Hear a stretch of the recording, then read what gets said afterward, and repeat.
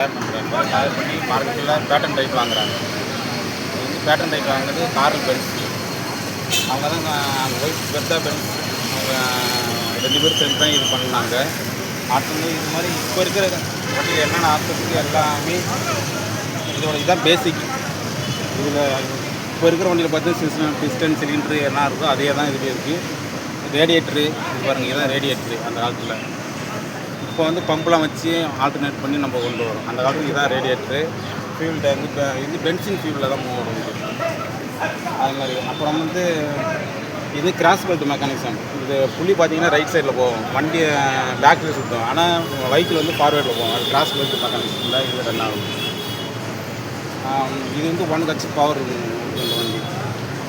ஸ்பீடுன்னு பார்த்தீங்கன்னா ஒரு 20 25 கிலோமீட்டர் ஸ்பீடில் போகும். மைலேஜ்னா மைலேஜ் இனிமேல் ஒரு 18 கிலோமீட்டர் வரும்.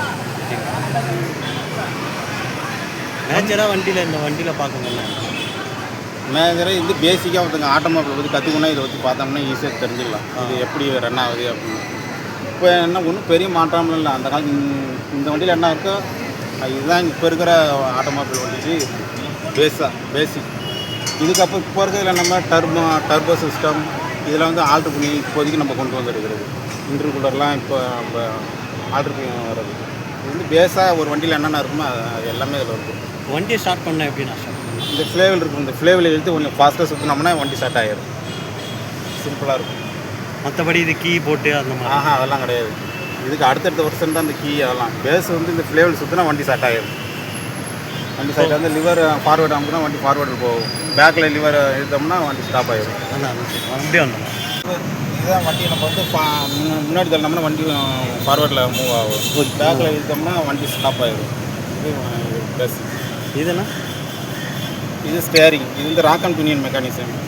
இது ஈஸியாக இருக்கும் பார்க்குறதுக்கு. நீங்கள் தெரிஞ்சுக்கலாம் எப்படி ஸ்டேரிங் திரும்பி போகுதுங்கிறதெல்லாம் இதை வச்சே நம்ம தெரிஞ்சுக்கலாம். ஈஸியாக இருக்கும். வேறு வண்டியெல்லாம் உள்ளெல்லாம் போய் பார்க்க முடியுது. மேலேயே தெரிஞ்சு சிம்பிளாக தான் இருக்கும். சாதாரணமாக எப்படி அதே தான் யூஸ் பண்ணுவோம்.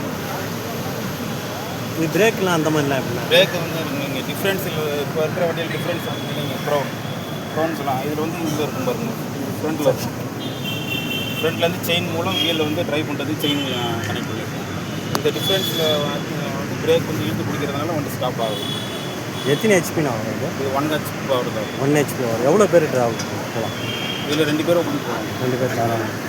சொன்னீங்களாம் அந்த காலத்துலேயே யூஸ் பண்ணி எல்லாமே பண்ணி தான் வந்துடும். அவர் ஃபஸ்ட்டு எடுத்து ரெடி பண்ண மாடல் வண்டி இல்லை. இது வந்து அவங்க நாங்கள் ரிப்ளிகா பண்ணிகிட்டு இருக்கோம். கிரானபேஸ் யூஎம்எஸில் வந்து இந்த வண்டி வந்து ரிப்ளிகா பண்ணிகிட்டு இருக்கோம். இல்லை அவர் கண்டுபிடிச்ச வண்டி தானே? இல்லை ஓகே. இல்லை நாங்கள் வந்து ரிப்ளிகாவும் பண்ணுறோம். பேட்டன் ரைட் வாங்கினாங்க இருக்காங்க. அவங்க வந்து பேட்டன் ரைட் இருக்காங்க. அதனால் நாங்கள் பண்ணிட்டு பென்ஸ் வந்து பேட்டன் ரைட். ஆமாம், பெர்தா பென்ஸ்ன்னு சொல்லுவாங்க. யூடியூப்பில் பார்த்தீங்கன்னா